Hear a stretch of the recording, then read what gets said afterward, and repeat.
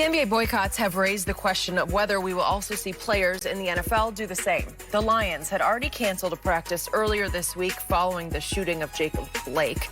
And USA Today's Jared Bell said that this was a sign of evolution and protests within the NFL and that it better, quote, brace itself.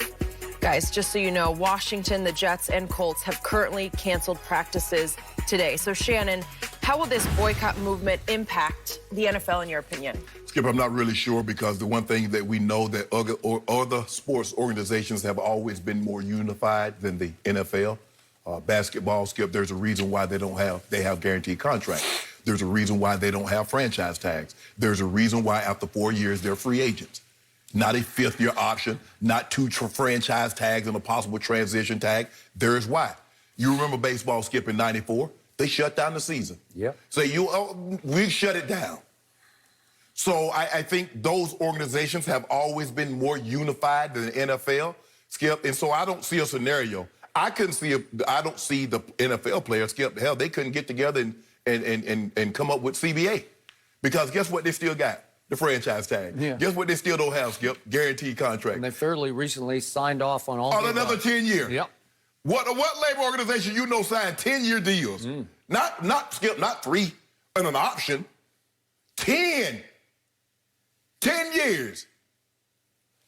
The thing is I think with basketball players, Skip, I think because, and I get it, because they've been unified for so long, they have guaranteed contracts.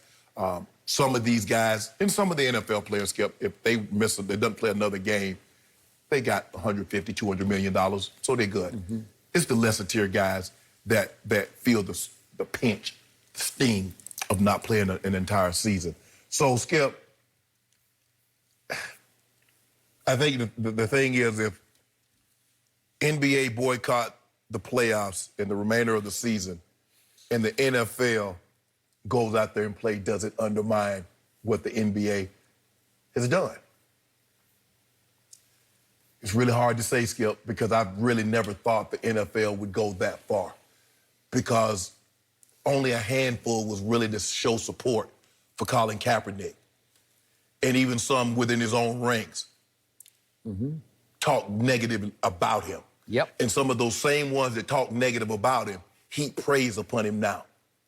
So for me, Skip, it's really hard to say the direction in which the NFL, but I tell you what they could have had they not signed that CBA and threatened to hold out this season, they could have gotten a lot more, and they could have gotten some of these owners that are powerful.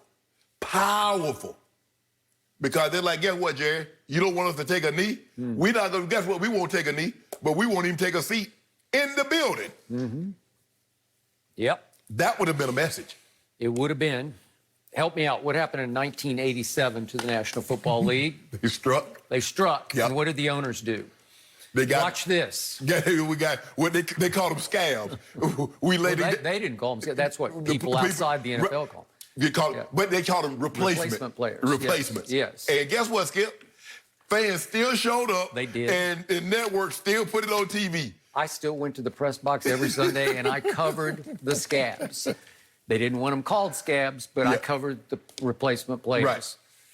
And it just obviously wasn't the same, but people still watch because they love their NFL. Right. And finally, we got to a Monday night game fairly late in the season at Dallas. Washington at Dallas, arch rivalry. And a bunch of star Cowboy real players walked the picket line. And they said, we're playing. Yeah. And Joe Gibbs' team had all replacement players, and they kicked the golden tails of those who walked the picket line. They did. Okay, just for the record. So that's obviously always a possibility if you want to go that far. Let me get back to the man who wrote this piece for USA Today that Jenny talked about as she led us into this topic. His name is Jarrett Bell. We've had him on the show a number of times. Jarrett Bell has been a long-time prominent African-American voice in this country for USA Today as the pro football columnist. I have known Jarrett Bell since we were first teammates in 1982 at the Dallas Times-Herald, and trust me, he's a good man. He is. He's level-headed, he's even-keel, he will take a stand, and a passionate stand, but he will look before he leaves. He will do his homework, and he will speak from solid ground. there's no knee jerk in Jarrett Bell. So very early this morning on my treadmill, I'm reading this piece that he wrote, because I read everything Jarrett writes, and it startled me because it is spilling with passion, almost raw passion. Maybe the rawest I've ever felt in a piece written by Jarrett Bell, with a line that said, the league, as in the NFL, had better brace itself for protests that could go far beyond kneeling, which led me to, obviously, boycotts. Well, obviously, if they were playing the per usual preseason games right now, I'm pretty sure this weekend's games would be boycotted, right? Yep. I just believe they would be, and maybe next week's too. I don't know that for sure, but that's my gut on what's happening in our country right now in a very good way. But it doesn't start the National Football League because of, obviously, the COVID concerns 2 weeks from today. until September 10th, Thursday night, September 10th, and we got Texans at Chiefs, Correct. right? Yep. Okay, and then it's Sunday's a full slate, ending with Sunday night, Cowboys at Rams, followed into a Monday night slate of 2 games, obviously, and here we go. Yep. Are those games at this moment in any jeopardy? I'm going to assume that they are. I'm assuming there are going to be some discussions because I've seen this league be more unified in its leadership thinking than ever before. I got it about the CBA. I got it. But we did see Patrick Mahomes lead a video of players, right? Yep. To vote. To vote and sort of calling out Commissioner Goodell to, it's time to wake up and do something here.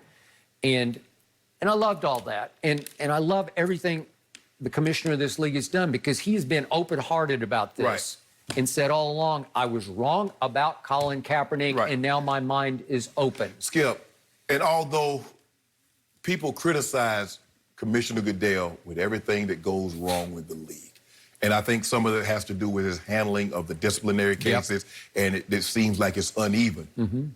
But you and I both know, you having covered the game for 40 years, me having played, Roger Goodell works at the behest of the owners. Everything that comes, Roger makes $40, $50 million a year, flies on the private jet, so he gets to take the arrows that the owners are shielded from. The Jerry Jones gets no blowback. The Daniel Snyders, the Maras, the Rooneys, they get no blowback. That's what his big chest for. That's why he lifts the weights and still run, because he gets that blowback, Skip. He gets up there and gets booed. When the owners come up there, they get applauded. Little do that, if the fans actually realize he's only doing what they ask him to do. He's only doing what they told him to do, Skip. So the question is, because Skip, it comes down to this. I believe some of the owners are open-minded, some of them are closed, but we know there's one owner that mind is closed, his mind is made up. I want to see what the Dallas Cowboys players, what is their answer? What is their response? It is America's team. It is the most valuable team in all the world. Yes. All the world. The world. I'm with you. It'll be very interesting, led by Dak Prescott, to see how they respond now. And again, look, I'll disqualify myself here. I love my NFL just like I love my NBA. In my heart of hearts, do I want to see them play every game? You better believe I do. But I also believe